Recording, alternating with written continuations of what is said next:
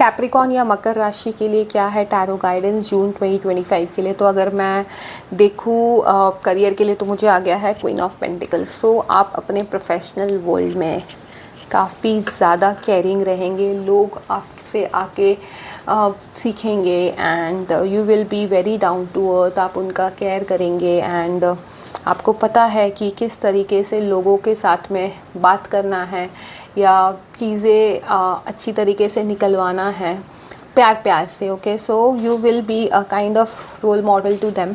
ये मंथ इस तरीके का मुझे दिख रहा है basically because of your skill also, communicative skill, और जिस तरीके से आप चीज़ों को हैंडल करेंगे उसकी वजह से। ओके, बट पर्सनल लाइफ में मुझे आ गया है 7 ऑफ कप्स। तो जितना अच्छा प्रोफेशनल लाइफ हैंडल करेंगे उतना ही पर्सनल लाइफ में थोड़ा सा डिफ़िकल्टी मुझे दिख रहा है। आप काफ़ी ज़्यादा कंफ्यूज रहेंगे, थोड़ा इल्यूजन रहेगा आपके पास, आपके दिमाग में बहुत सारे थॉट्स चल रहे होंगे and you will be like मैं क्या करूँ मैं इतना मेरे इसमें बहुत अच्छे से कर रहा हूँ बट मेरे पर्सनल लाइफ की तो मतलब क्या हुआ है कि मुझे कुछ समझ में ही नहीं आ रहा है। इस तरीके का मुझे कुछ दिख रहा है आपके पर्सनल लाइफ में। लेकिन अगर आपका ऐसा कुछ है तो ऐसे टाइम पे आप किसी से गाइडेंस ले सकते हैं जो इस चीज़ों में अच्छा है और आपको आपके पर्सनल लाइफ में गाइड कर सके। यू कैन टेक मेंटोरशिप और समथिंग लाइक दैट, या कोचिंग कर सकते हैं किसी के साथ में जिससे आप अपना पर्सनल लाइफ इम्प्रूव करें। ओके,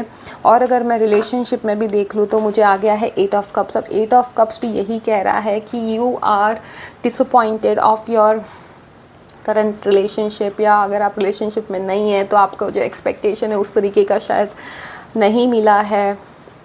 आपने उस चक्कर में क्या है ना अपने आप को थोड़ा विड्रॉ कर लिया है कि शायद मेरे लिए कोई है ही नहीं, इस तरीके का कुछ मुझे दिख रहा है रिलेशनशिप में। या तो फिर आप अगर मैरिड है या इस तरीके का है तो हो सकता है कि चीज़ें इतनी सही नहीं जा रही है, या ये जून मंथ थोड़ा सा इस तरीके का हो सकता है।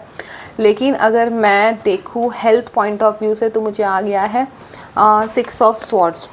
अब 6 ऑफ स्वॉर्ड्स क्या कहता है कि मे बी आपका जो हेल्थ है वो इतना अच्छा नहीं था बट जून मंथ में मुझे दिख रहा है कि उसमें आपको रिकवरी मिलेगा and things will be fine.